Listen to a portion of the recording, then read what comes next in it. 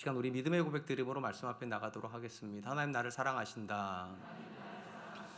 하나님 내 인생에 크고 비밀한 계획을 가지고 계신다. 하나님 오늘도 나와 동행하셔서 그 계획을 이루어 주신다. 아멘. 그렇게 될 줄로 믿습니다. 아멘. 우리는 구약에는 선교와 전도의 명령이 나오지 않는다고 생각하는 경향이 있습니다. 엄밀히 말하면 문자적으로 선교와 전도의 명령이 나오지 않는 것은 사실입니다.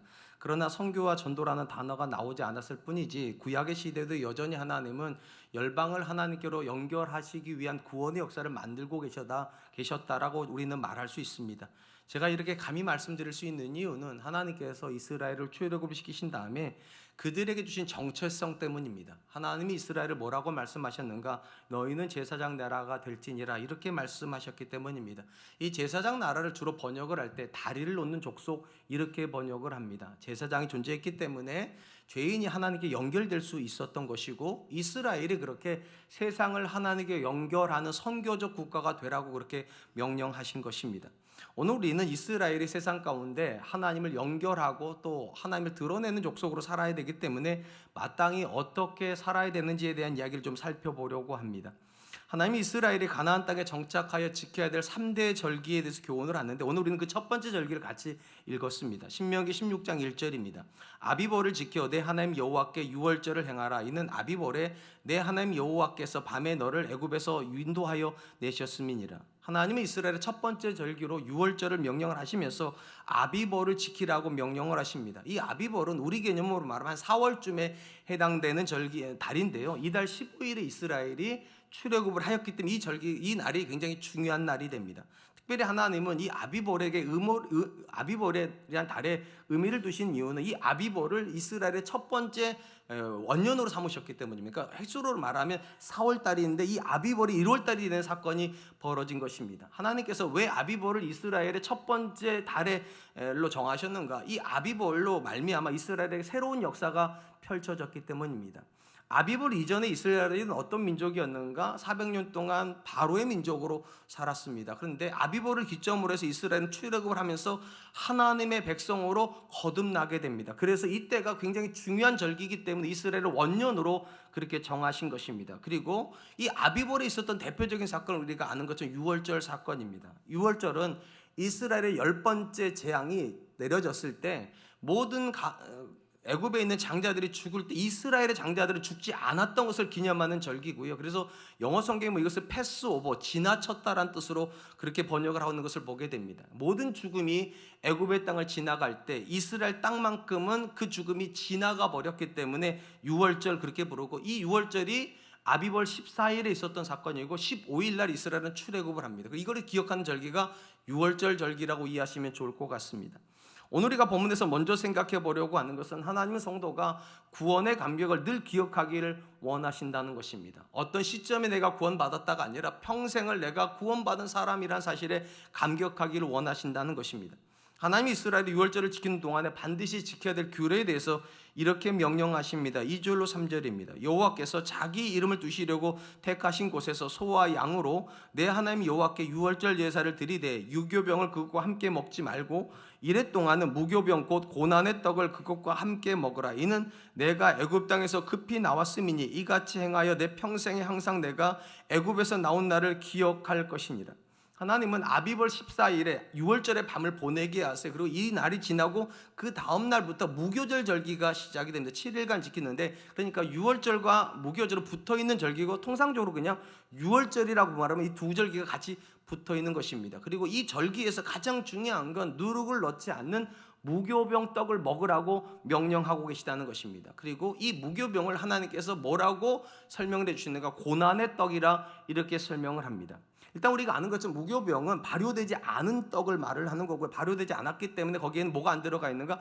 누룩이 들어가 있지 않습니다. 이렇게 하신 이유는 이스라엘에 갑자기 출애굽을 했기 때문에 떡 반죽 그릇에 있었던 이 반죽이 발효를 못 거쳤기 때문에 그냥 옷에다가 싸가지고 들쳐매고 나와가지고 가는 길에 그릇에서 떡을 구워 먹었기 때문에 이스라엘에게 있어서 무교병은 어떤 의미를 가지고 있는가? 이스라엘이 애굽에서 보내던 400년의 고난을 상징하는 떡이에요. 그냥 출애굽이 없었다면 그들은 거기서 계속 유교병을 먹었을 건데 400년의 고난을 끝내면서 그들이 가지고 나가는 떡이었기 때문에 이것은 고난을 상징하는 떡이어서 고난의 떡이라고 부르는 것입니다. 그리고 하나님은 매년마다 이 떡을 먹게 하심으로 그들이 애굽에서 구원받았다는 사실을 항상 잊지 말아야 된다, 그렇게 당부를 하십니다. 제가 앞에서 말씀드린 것처럼 이스라엘은 400년 동안 애굽에서 노예 생활을 했고 그 노예 생활이 끝나는 지점에 그들이 먹었던 떡이 무교병이기 때문에 이 무교병은 이스라엘 사람들이 고난을 상징하는 동시에 또 뭐를 상징하는가? 존재의 변화를 상징을 합니다. 무교병을 먹기 이전까지 이스라엘은 누구의 백성이었다고요? 바로의 백성이었습니다. 그리고 무교병을 먹으면서 그들은 누구의 백성으로 거듭나게 되는가? 하나님의 백성으로 거듭나게 됩니다. 그러니까 이 무교병은 구원의 은혜를 상징하는 것입니다. 어찌 보면 구약 이스라엘 사람들에게는 유월절도 지켜야 되고 무교병도 먹어야 되니까 유월절과 무교병이 의미가 있지만 신약을 사는 저와 여러분들은 유월절 지킵니까? 안 지킵니까? 안 지킵니다. 유월절 지킨다고 말하면 다 하나님의 교회 사람들이고 제7일 안식교회예요. 이단들이에요. 개신교는 유월절 안 지킵니다. 또 개신교는 무교병 먹습니까? 안 먹습니까? 안 먹습니다. 왜냐하면 이것은 구약의 전통이라고 생각하기 때문입니다. 그렇게 놓고 보면 오직 이스라엘만 지키는 절기고 구약의 절기라면 성경책에서 빼도 될 것 같은데 왜 하나님께서 여기다가 적어 놓으시고 우리에게 주셨냐는 거예요. 이것이 신약을 사는 저와 여러분들에게도 의미가 있기 때문입니다. 이것이 여전히 우리에게 영적인 적용점을 가지고 있기 때문입니다. 아니 엄밀히 말하면 우리는 유월절 안 지키는데 무교병 안 먹는데 이것이 왜 우리에게 의미가 있는가? 이 부분에서 사도 바울이 이렇게 이야기를 합니다. 고린도전서 5장 7절입니다. 너희는 누룩 없는 자인데 새 덩이가 되기 위하여 묵은 누룩을 내버리라. 우리의 유월절 양 곧 그리스도께서 희생되셨느니라. 이스라엘이 출애굽하던 날에 양이 죽었던 것처럼 신약의 성도들이 구원받은 날에도 한 양이 죽었는데 어린 양 대신 예수님이 죽으셨다는, 그리고 예수님이 죽으심으로 우리에게 어떤 일이 벌어졌는가? 우리가 누룩 없는 자가 되었다는 것입니다. 그리고 누룩 없는 자가 되었기 때문에 새 덩이가 되기 위하여 묵은 누룩을 제거해야 된다. 앞에서도 말씀드린 것처럼 구약 이스라엘 사람들이 무교병을 먹는다는 것은 그들의 신분의 변화를 나타낸다고 말씀드렸습니다. 바로의 백성이었던 존재들이 무교병을 먹으면서 하나님의 백성으로 거듭 태어난 건데 성도의 삶에서도 똑같은 일이 벌어졌다는 거예요. 예수 그리스도께서 죽기 이전에 우리는 죄 아래에 있었는데 우리가 그 죄로부터 벗어나서 예수 그리스도 안에서 하나님의 다스림 안으로 들어갔다. 그래서 누룩 없는 자가 되었다. 마치 우리가 무교병을 먹은 존재와 같이 되었다는 것입니다. 특별히 사도 바울이 말하는 이 누룩은 죄를 상징을 합니다. 그러니까 우리가 예수님을 만나기 이전에 우리는 죄가 들어가 있는 삶을 살았습니다. 죄가 들어가 있는 생각을 했고 죄가 들어가는 행동을 했는데 예수 그리스도를 지나가면서 우리는 그 모든 죄가 빠져버렸어요. 그러다 보니까 누룩이 없게 됐고 누룩이 없었으니까 우리 속에 남아있는 잔재로 있는 그러니까 묵은 누룩은 다 제거돼야 된다. 그러니까 사도 바울이 말하는 묵은 누룩은 우리가 예수님을 만나기 이전에 했던 말을 상징하는 거고 우리가 예수님 만나기 이전에 했던 생각들을 상징하는 거고 우리가 예수님 만나기 이전에 가졌던 가치관을 상징하는 거예요. 그리고 누군가가 예수님을 만났다면 그는 이것들을 제거하는 삶을 살아야 된다고. 마치 이런 것과 똑같은 겁니다. 이스라엘이 애굽에 있을 때는 유교병을 먹었지만 그들이 하나님의 백성이 되었다는 걸 어떻게 선언을 했습니까? 무교병을 먹음으로. 무교병을 먹으면서 우리가 하나님의 백성이 되었다 선언했다면 신약의 성도들은 어떻게 내가 성도 되었다는 걸 증거하냐는 거예요. 묵은 누룩을 제거함으로요. 예수 그리스도를 만나기 이전에 우리가 했던 언어들을 제거하고 예수 그리스도를 만나기 이전에 가졌던 가치관을 제거하고 예수 그리스도를 만나기 이전에 가졌던 삶의 모든 습관들을 다 버림으로 우리가 하나님의 자녀가 되었다는 걸 드러낸다는 것입니다. 이게 왜 중요합니까? 이 묵은 습관을 그대로 가지고 있는 어떤 사람도 세상을 하나님께 연결할 수 없기 때문입니다. 세상에는 어떤 사람도 자기들처럼 똑같이 죄 가운데 사는 사람을 보고 예수님 믿어야 되겠다 생각하지 않는다는 거예요. 자기들 안에는 죄가 있지만 성도의 삶에는 죄가 없는 모습을 볼 때, 당연히 사람이라면 이렇게 하는 게 맞는데 예수 믿는 사람이 그렇게 하지 않을 때 그들은 생각하는 겁니다. 저들은 우리랑 다른 존재구나. 그리고 그런 사람만 세상을 하나님께 연결시킵니다. 그런 점에서 여러분, 우리가 전도할 생각이 없고 우리가 누군가를 구원으로 인도할 생각이 없다면 죄된 생각을 그대로 가져도 됩니다. 근데 문제는 그 사람은 구원받은 사람은 아닙니다. 구원받은 사람은 기본 정체성이 누룩이 없는 사람이고 누구를 제거하는 사람이니까.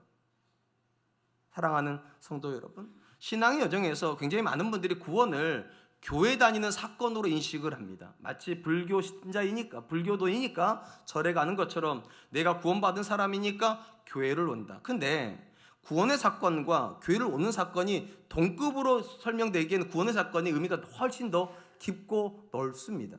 엄밀히 말하면 구원의 사건은 한 사람의 존재의 변화를 상징해야 되기 때문입니다. 이스라엘 민족이 떡 하나를 먹는 걸 가지고 존재의 변화를 상징했다니까요. 애굽에 있을 때 그들은 유교병을 먹었지만 하나님의 백성으로 출애굽을 하는 순간 그들은 무교병을 먹었어요. 존재의 변화를 상징하는 겁니다. 마찬가지로 우리의 구원은 우리의 존재가 달라졌다는 걸 선언하는 거예요. 구원은 거듭남입니다. 그리고 거듭난 사람이 교회에 온다는 건 어떤 의미일까요? 되새김하는 겁니다. 내가 어떤 사람인지를 매 주일마다 다시금 생각하는 거예요. 그러면서 반성하는 거예요. 지난 일주일 동안 내가 혹시 예전 습관을 따라 말하고 살지는 않았나? 예전 습관을 따라 행동하지는 않았나?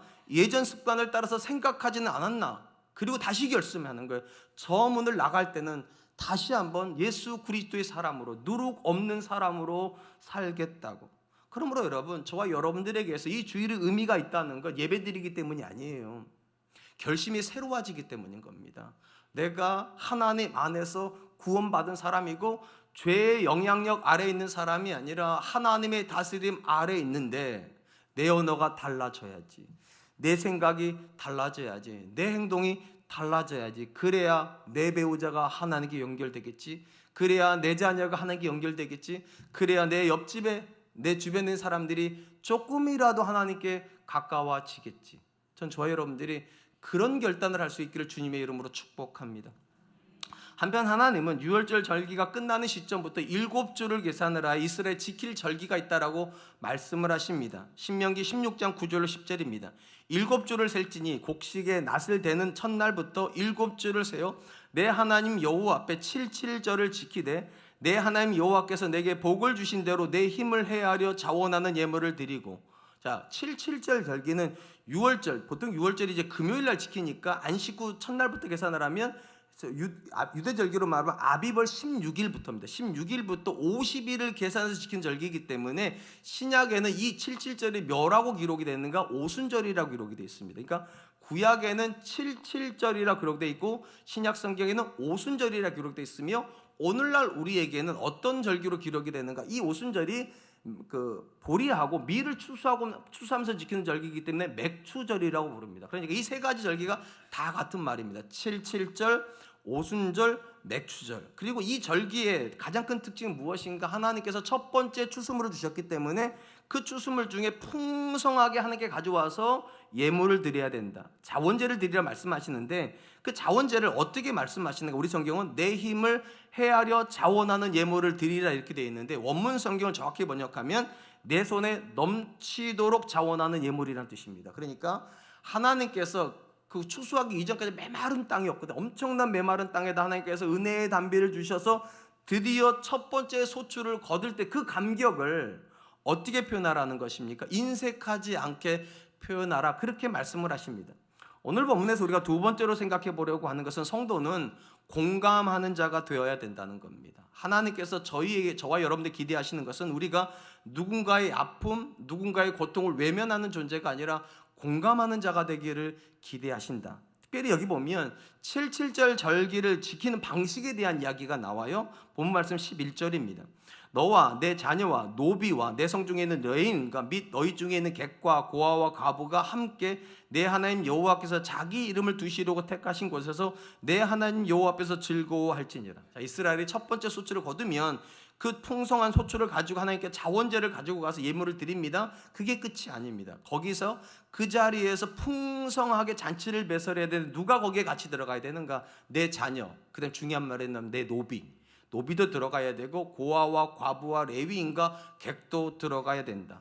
사실 이거는요 77절만 그렇게 하는 것이 아니라 뒤에 나오는 토실절도 똑같이 적용이 됩니다. 네가 풍성을 누릴 때 연약한 자들을 기억해야 된다. 특별히 본문에 나오는 객이라고 되어 있는 단어는 그냥 단순히 손님을 말하는 것이 아니라 이방인들을 가리킵니다. 이스라엘 땅에 정착한 이방인까지 너희가 초대를 해야 된다. 그러니까 하나님이 부르라고 부르는 모든 사람들은 사회적 약자들입니다. 그러니까 가난한 존재들이요.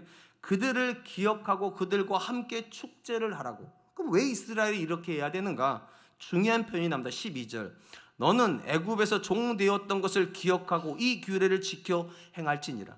왜 77절에 노비를 잔치자리에, 왜 고아와 과부와 나그네를 잔치자리에, 그리고 레위인을 왜 초대해야 되는가? 네가 애굽에서 종이었던 걸 기억하기 때문에. 이게 무슨 말인가 하면 애굽에서 이스라엘은 종살이를 냈습니다. 그럼 종들은 주인의 밭에 가고 주인의 노에 가서 농사를 지어가지고 걷어오겠죠. 걷어오면 그게 누구 것이 됩니까? 주인의 것이 됩니다. 농사는 내가 지었는데, 수고는 내가 했는데 나는 아무것도 못 가져가. 그러니까 가장 풍성할 때 가장 슬픈 사람이 노예예요, 사실은. 근데 이스라엘이 그 노예 생활을 했던 사람들이에요. 그러면 이 이스라엘은 누구의 아픔을 알 거라는 거예요.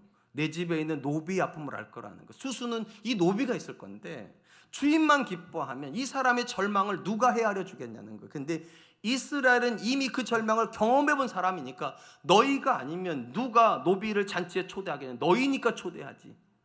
이스라엘 이방 땅에서 이방인들이었어요. 객이었다고. 그러니까 이스라엘 땅에 들어와서 이방인으로 사는 사람들의 아픔을 이스라엘만큼 잘하는 사람들 누가 있겠냐는 거예요. 그러니까 아무도 초대 안 할 사람을 너희는 초대하라고. 왜냐하면 너희도 객이었으니까. 기가 막힌 이야기예요.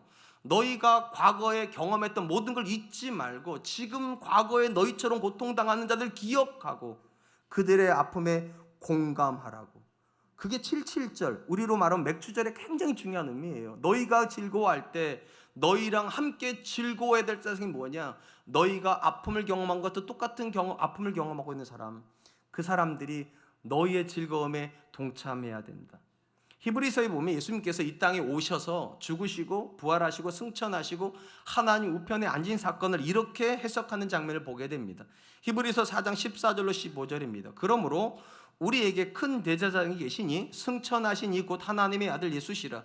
우리가 믿는 도리를 굳게 잡을지어다. 우리에게 있는 대제사장은 우리의 연약함을 동정하지 못하실 리가 아니요 모든 일에 우리와 똑같이 시험을 받으신 이로되 죄는 없으시니라. 히브리서 저자는 예수님께서 이 땅에 오셔서 십자가에 죽으시고 부활하시고 승천하셔서 하나님 우편에 앉으셨다 기록을 합니다. 근데 하나님 우편에 앉은 것이 사역의 끝을 의미하는 건 아니래요. 왜냐? 하나님 우편에 대제사장이 되셔서 지금도 사역을 하신다. 여러분, 우리가 아는 것처럼 본래 제사장은 어떤 역할을 하는 사람들입니까? 중재 역할을 한다 말씀드렸잖아요. 하나님께서 죄인이 하나님께 나올 수 없기 때문에 하나님께서 거룩하고 구별해 놓으신 제사장을 통해서 하나님께 제사를 드린다. 그래서 앞에 말씀드린 것처럼 제사장은 다리를 놓는 사람이에요. 중간에 역할을 해서 하나님께 연결을 시킵니다. 중요한 건 이미 구약 역사에서 하나님이 지정해 놓으신 제사장과 대제사장이 있다는 거예요.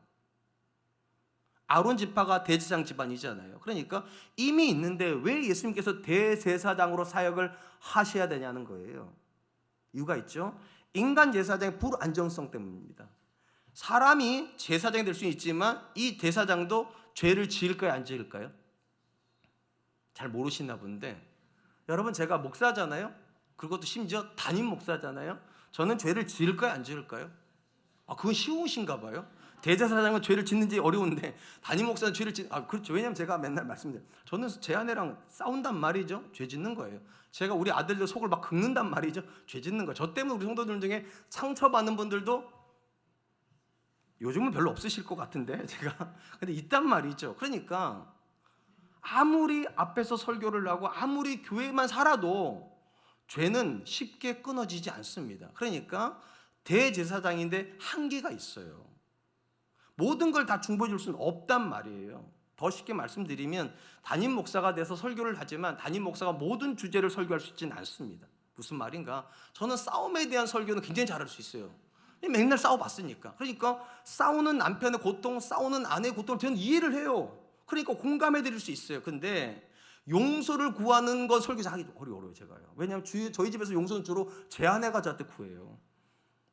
잘못은 제가 하는데 항상 잘못했다고 말하는 건 제 안에. 그러니까 이게 잘못됐다고 제가 아는데도 이게 잘 안 고쳐져요. 물론 지금 제가 용서 구합니다, 여러분. 제 아내가 한 5번을 전 한 번은 해요. 그러니까 제가 이게 찔리니까 누군가에게 잘못했다고 말하라고 하는 설교하기가 참 어렵습니다. 이게 인간의 한계인 거예요.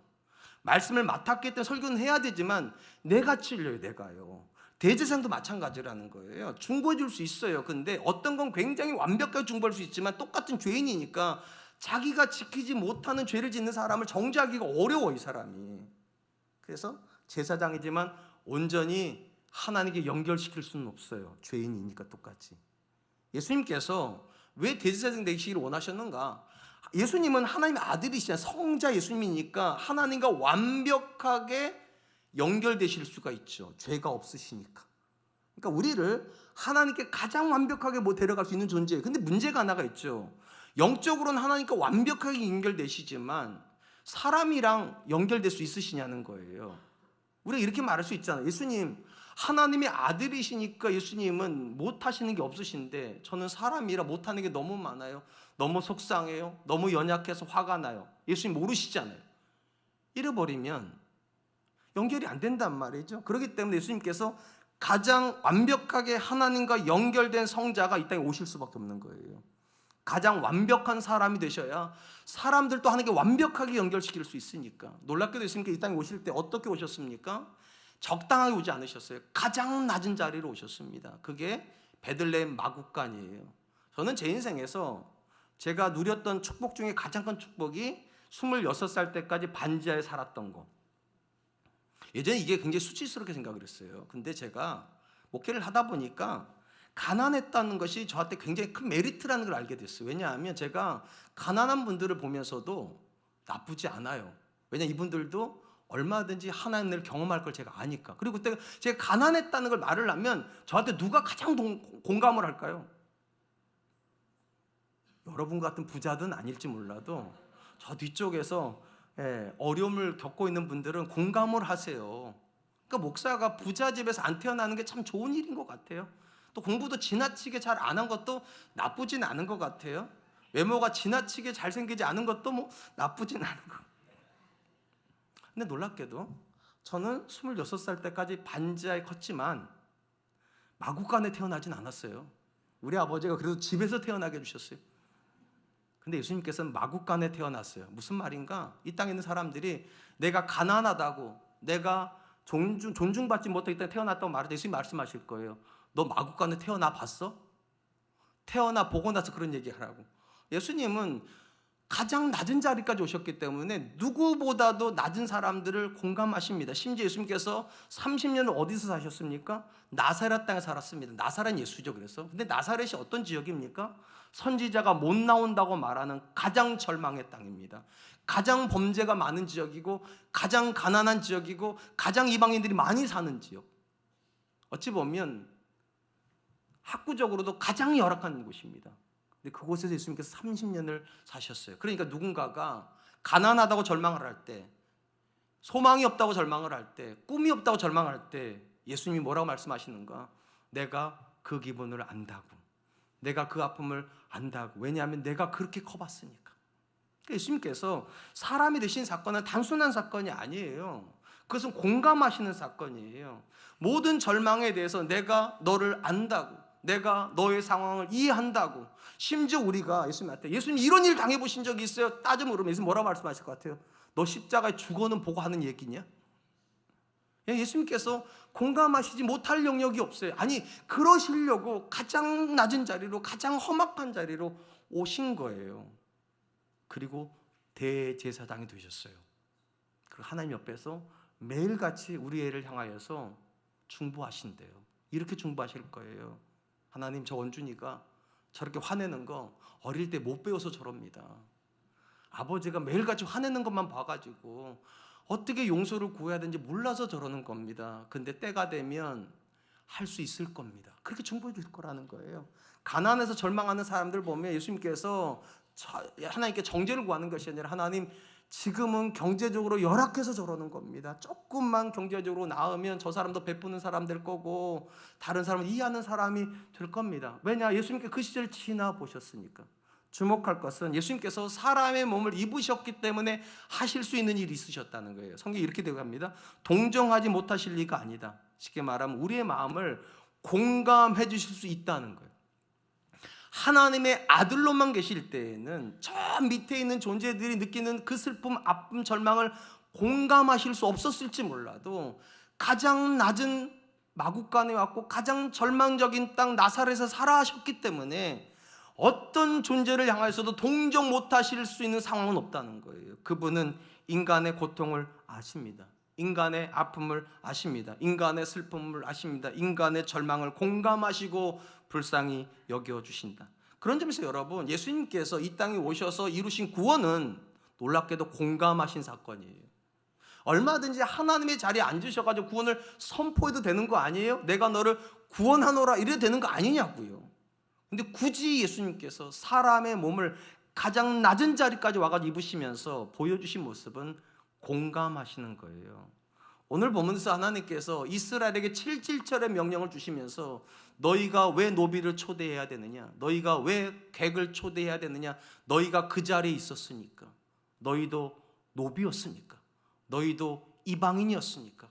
너희도 나그네였으니까. 너희가 아니면 누가 그들의 마음을 헤아려 주겠냐고. 그러니까 근본적인 관점에서 하나님이 우리에게 주시는 구원은 뭐에 대한 명령인가? 공감에 대한 명령이에요.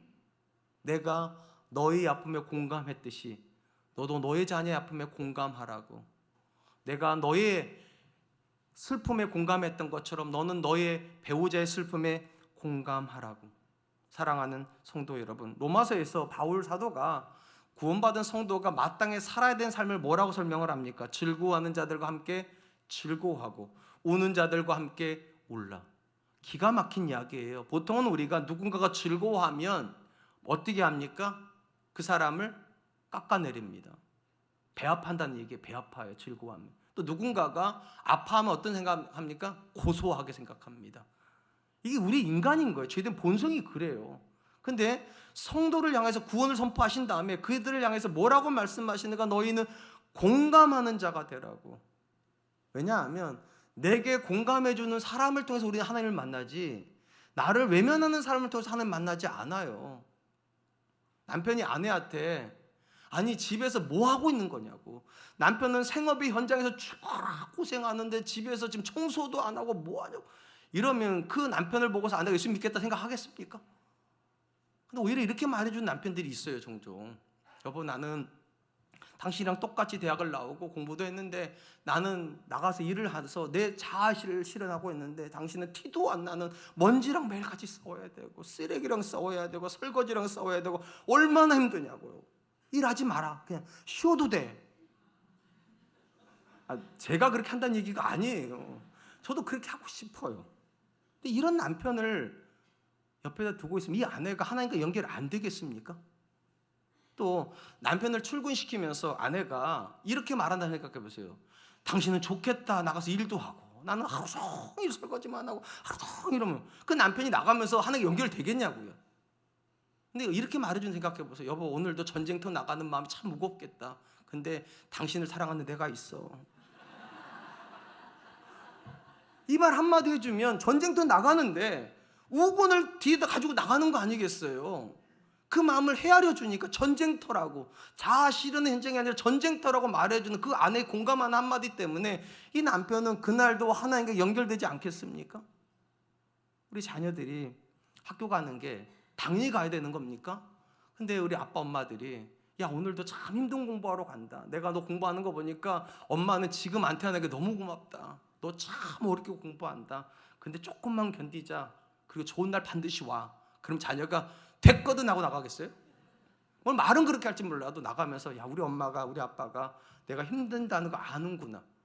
그 자녀는 하나님께 연결이 될 겁니다. 그러므로 여러분 기억하세요. 하나님이 우리에게 주시는 구원은 공감하라고 하시는 거예요. 함께 고백이 없으면 그들을 절대로 하나님께 연결시킬 수 없습니다. 7.7절은 그런 거예요. 네가 종된 적이 있었으니까 종의 아픔을 안다. 네가 나그네였던 적이 있으니까 네가 나그네 아픔을 알아야 된다. 네가 가난한 적이 있었으니까 가난한 사람들을 네가 헤아려 줘야 된다. 그러려고 구원을 베푸신 거니까. 전 저와 여러분들이 그럴 수 있기를 주님의 이름으로 축복합니다. 마지막으로 하나님은 모든 이스라엘 남자들이 지켜야 된 세 번째 절기에 대해서도 이렇게 말씀을 하십니다. 13절 14절입니다.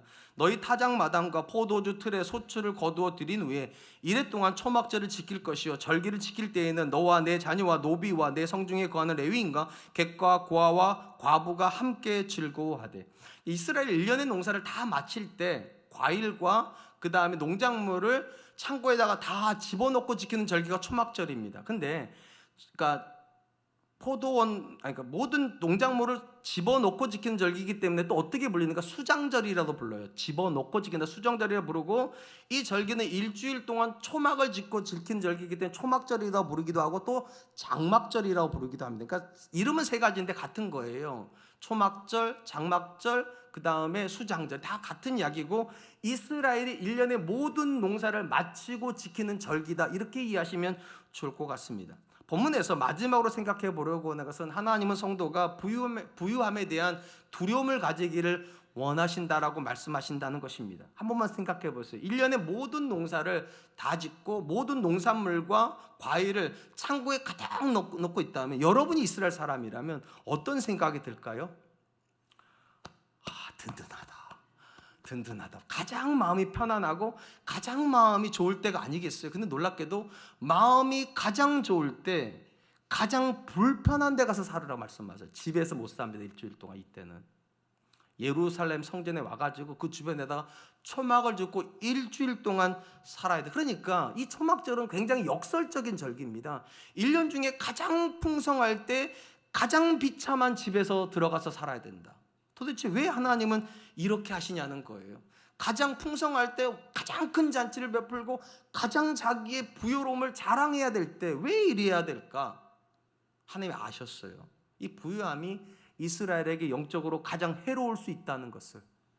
그래서 그들을 어떻게 하라고 말씀하시는 겁니까? 가장 연약한 때를 기억하게 하는 거예요. 초막을 짓고 거기서 일주일을 살면서 너희가 본래 어떤 존재인지를 기억해 보라고. 우리가 구약의 역사를 통해서도 또 우리 일상의 삶을 통해서 확인할 수 있는 것이 있죠. 사람은 부유해지면 쉽게 변질된다는 거. 돈이 많아지는데, 성공하는데, 권력을 가졌는데 변질 안 되는 건 참 이상한 거예요. 사실은요. 대부분 변질이 됩니다. 제가 우리 교회 오기 전에 남서른의교회에서 14년 부목사 생활을 했어요. 그때 제가 주로 했던 일들은 뭘 것 같습니까? 14년 막내로 부목사 생활을 할 때 커피 나르는 일이었습니다. 목사님들 회의를 하면 한 15분 커피를 제가 날라다 드렸어요. 당연히 그래야 된다 생각을 했기 때문에 기쁘게 그렇게 했어요. 제가 우리 교회 와가지고 이제 담임 목사 생활이 15년 차예요. 변질이 됐어요. 커피를 안 날라요. 이제는요. 앉아 있어요. 그리고 목사님들이 갖다 줘요. 어느 순간 그런 생각이 들더라고요. 왜 나는 이렇게 갑자기 몸이 이렇게 무거워졌을까? 예전에 그렇게 가벼워서 내가 가서 기꺼이 가져왔는데 어느 순간부터 왜 나는 이렇게 자꾸만 앉아 있으려고 할까? 물론 이 자리에 계신 분들 이런 생각할 수 있어요. 당연히 담임 목사님이 그럼 앉아 있어야지. 그럼 어떻게 그렇겠냐고. 물론 자리가 그런 거를 당연시하게 만들 수 있겠지만, 제가 예전에는 이렇게 커피를 목사님한테 갖다 드리는 것을 즐거워했었단 말이에요. 제가 이거를. 근데 왜 지금 이 나이 땐 그것이 안 좋을 걸까요? 이게 사람인 거예요. 앉으면 눕고 싶고 누우면 자고 싶고. 부유함은 사람을 그렇게 쉽게 변질을 시킵니다. 그건 남의 얘기가 아니라 사실 우리 모두의 이야기죠. 구약에서 가장 겸손했던 사람 중에 한 사람이 누군지 아세요? 사울 왕이에요. 사울이 이스라엘의 초대 왕으로 선출을 받았을 때 사무엘에 가서 기름 부으려고 그럴 때 그가 만류합니다. 아니라고. 어떻게 나 같은 사람이, 심지어 우리 집안이 베냐민 지파 중에 가장 연약한 지파인데 우리가 어떻게 왕이 되겠냐고 거절을 했던 사람, 가장 겸손하고 심지어 여호와를 경외했던 사람이 왕이 되자마자 삽시간에 변합니다. 삽시간에. 하나님의 말씀보다 자기 생각을 더 우선시하고 가장 위대한 선지자였던 사무엘이 말을 해도 안 되는 완고한 사람이 돼버려요. 이게 말이 안 돼요. 그렇게 쉽게 변질이 된다는 게. 더 놀라운 거, 이스라엘 역사에서 하나님께서 가장 사랑했던 사람이 누구입니까? 다윗입니다. 그는 늘 겸손한 사람이었는데 이 사람이 나라가 부강해지고 평안해지자 어떤 일을 합니까? 간음을 합니다. 그것도 모자라서 그걸 덮으려고 살인까지 합니다. 아니, 생각을 해보세요. 우리가 알고 있던 그 다윗이 사람을 죽이는 사람이 될 거라고 누가 생각을 하겠냐고요. 근데 사람은 그럽니다. 변질됩니다. 물론 사람이 성공하고 부유하고 권세를 가져야지만 타락하는 건 아니에요. 어떤 사람은요, 가난해져서 타락하는 분들 계세요. 화가 많아지는 분들이 계세요. 가난해지면서 내가 이러려고 예수님 믿었나? 난 하나님께 복을 기대했는데 왜 나한테 자꾸만 이렇게 절망을 주나? 강팍해지는 분들이 계세요. 근데 성경의 믿음의 사람들은 공통점이 있어요. 가난해서 타락하는 사람은 없어, 성경 안에요. 어떤 사람인가? 대부분은 성공해서 부유해져서 권세를 가져서. 오늘 본문에서 하나님께서 왜 가장 부유한 시절에 초막을 지으라고 하시냐는 거예요. 어찌 보면 가장 부유한 시절이 가장 안전한 시절인 것 같은데 놀랍게도 정반대라는 거예요. 가장 위험한 순간은 가장 성공한 순간, 가장 고통스럽게 우리를 영혼을 망가뜨리는 순간은 어떤 순간이냐? 가난한 시절이 아니라 부유한 시절. 그래서 하나님께서 이스라엘 사람들에게 이렇게 경고를 하셨던 겁니다. 아모스서 6장 1절입니다. 화 있을진저 시온에서 곤란한 자와 사마리아 산에서 마음이 든든한 자 곧 백성들의 머리인 지도자들이여 이스라엘 집이 그들을 따르는도다. 하나님께서 화가 있다고, 하나님께서 너희를 저주하신다고 말씀하신 사람이 누구인가? 놀랍게도 이스라엘 사람들이 따르는 사람들, 이스라엘 사람들이 선망의 대상, 나도 저렇게 한 번만 살아봤으면 좋겠다. 그 사람들이 놀랍게도 하나님께서 저주하시는 사람들이래요. 대표적으로 두 부류가 나와요. 교만한 사람, 마음이 든든한 사람. 한번 여쭤볼게요. 어떤 사람들이 주로 교만해집니까? 못된 사람들, 태어나기를 아주 네 가지가 없게 태어난 사람들, 뭐 이런 사람들이 교만해집니까? 사실 그렇지 않아요. 지극히 평범한 사람들도 교만해지기 때문이에요. 언제요? 유능해졌을 때요. 사람들이 못하는 일을 내가 해놓고 사람들이 이걸 어떻게 했냐고, 너밖에 할 수가 없었던 일인 거 맞다고, 네가 대단하다고. 그러니까 쉽게 말하면 자기가 모든 문제를 해결할 수 있다고 생각한 가장 유능함의 정점에 섰을 때 교만해지는 거예요. 또 언제 마음이 든든해집니까? 어떤 일도 내가 가지고 있는 소유로 해결할 수 있다고 생각할 때, 걱정도 없고 근심도 없는 상태. 그러니까 이스라엘 사람들이 다 선망하는 거예요. 그렇게 유능하고 그렇게 성공하고 그렇게 돈이 많으니까 얼마나 좋겠냐고. 근데 하나님은 그 사람들이 가장 위험한 사람이래요. 화 있을진저 시온에서 뭐한 사람이요? 교만한 사람. 또 화 있을진저 어떤 사람이요? 마음이 든든한 사람들이요. 여러분, 하나님께서 이스라엘에게 주시는 교훈은 언제나 똑같아요. 부유함이 곧 복은 아니라는 거예요. 엄밀히 말하면 부유함은 우리에게 굉장한 위험으로 다가와야 된다고. 그래서 하나님께서 일주일 동안 초막을 짓게 하세요. 이 초막은 뭐를 상징합니까? 이스라엘이 40년 동안 광야에서 살았던 시절을 상징하는 겁니다. 이스라엘은 40년 동안 광야에서 초막을 짓고 살았습니다. 왜냐하면 그들은 빈곤했으니까. 가나안에 들어오기 전에 이스라엘은 빈곤한 사람들이었습니다. 그러니까 매일같이 초막을 짓고 거기서 가족들이 살았어요. 그들은 아무것도 없었어요. 근데 가장 안전했어요. 왜냐하면 그들 가운데 하나님이 계셨으니까. 집은 없었는데, 창고는 없었는데, 그득그득한 음식은 없었는데 그들에게 하나님이 계셔서 가장 안전했어요. 광야에서 낮은 엄청나게 덥습니다. 대신에 하나님 계셔서 구름 기둥을 덮어주십니다. 저녁에는 엄청난 추위가 몰려옵니다. 그래서 사람이 얼어 죽습니다. 근데 거기에 하나님이 계십니다. 불기둥으로 덮어주십니다. 아침에 배고파 할 틈도 없이 하나님이 만나를 뿌려 놓으십니다. 저녁에 출출할 틈도 없이 하나님께서 메추라기를 보내주십니다. 분명히 그 땅은 가난한 땅이에요. 광야는요, 절망의 땅인데 거기에 하나님이 계시기 때문에 이스라엘에 배운 것이 있어요. 하나님만 계시면 되는구나. 근데 이 가장 기본적인 믿음이 언제 흔들리는가? 교만해지면서 흔들리는 거예요. 하나님이 없어도 내가 해주면 되겠네. 언제 흔들리냐는 거예요. 돈이 많아지고 창고에 그득그득 차면 저걸로 내 자녀 대학교 보내면 되겠구나, 저걸로 결혼시키면 되겠구나, 저걸로 사업하면 되겠구나. 이게 나쁘다는 얘기가 아니에요. 근데 거기 어디에도 하나님이 안 계시면 성공해서 망한 거예요. 부자가 돼서 망한 거예요. 권세를 잡아서 망한 거예요. 하나님이 그렇게 하지 못하게 하시려고 부유한 시절에 반드시 초막절을 지켜라. 7일간 가장 초라한 집에 들어가서 생각해라. 너에게 가장 중요한 게 저 창고에 있는 음식이냐 아니면 하나님이냐. 이 이스라엘 고백하는 거예요. 내게는 하나님이 가장 중요합니다. 사랑하는 성도 여러분, 하나님께서 왜 모든 믿음의 사람들에게 믿음의 연단을 주실까요? 얼마든지 고난 안 주고도 성공시킬 수 있고, 고난 안 주고도 부자 되게 하실 수도 있고, 고난 안 주고도 행복하게 하실 수 있을 텐데 왜 모든 하나님의 사람들에게 연단으로서 고난을 주시냐는 거예요. 초막을 짓게 하시려고요. 그 고난의 지점은요, 내가 아무것도 할 수 없는 초막을 지어야 되는 순간이에요. 그때 배우는 게 하나가 있어요. 하나님이 계시면 되는구나. 이 절망의 순간에도 하나님이 계시면 내가 버틸 수 있구나.